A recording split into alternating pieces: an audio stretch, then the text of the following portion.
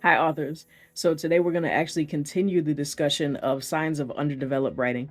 And once again, these are just a few different signs. There's probably more signs out there.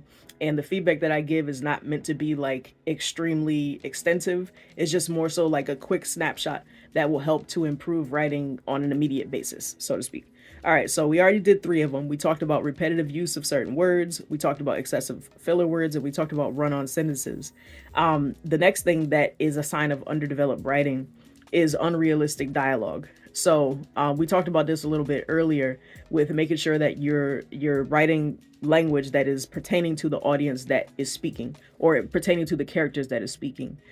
So make sure that you're using environmental cues, as we said before, and make sure that you're using the language and the vernacular that pertains to the audience that you're actually writing to, as well as the characters that that are speaking. So make sure that they're speaking the language and using the cues. Next one, excessive use of dialogue tags. So this was something that I actually used to do, and one of my readers actually pointed it out. So somebody left a review and said that I was using like he said, and she said too much. So what I did was, and I also actually read a very short book that was like giving like tips on grammar and things like that, trying to improve dialogue, et cetera, et cetera. And I was using like he said, she said, he said, she said, like after everything that the characters were saying. So what I learned was that that's actually not necessary. So you don't have to say he said, she said after every single piece of dialogue. You only need to put it at the very beginning when the conversation opens up. And then as long as the conversation just continues to flow from there, you don't ever have to use it again. If there's a third person that's introduced into the conversation, it could get a little bit trickier. So you'll have to like introduce them and say that they said whatever that they said.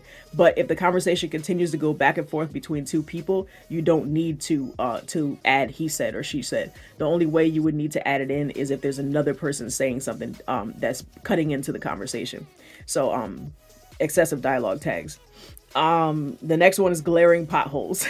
so so we this is just more of a thing where we have to just read back over our story. And even sometimes if we want to, one quick way to fix glaring potholes or to spot them in the first place so that we can fix them is to, after we wrote our book, go back and do an outline, a rough outline of each chapter. So let's say you have 20 chapters in your book. What you're going to do is you're going to do a quick breakdown of what happens in each one of those 20 chapters. You don't have to, it doesn't have to be excessive. It could be literally bullet points with like a couple words showing what happened, and read through that outline to make sure that it makes sense, and make sure there's like you didn't leave a cat hanging out the window, basically.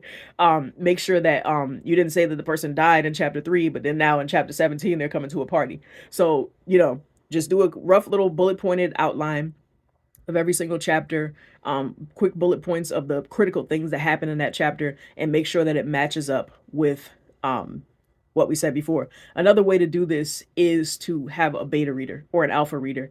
Have them read through the story, ask them specifically to point out if there's anything that seems inconsistent with your story, and then that will usually help to improve the flow. So that was another three. We got unrealistic dialogue, excessive dialogue tags, and glaring plot holes, not potholes.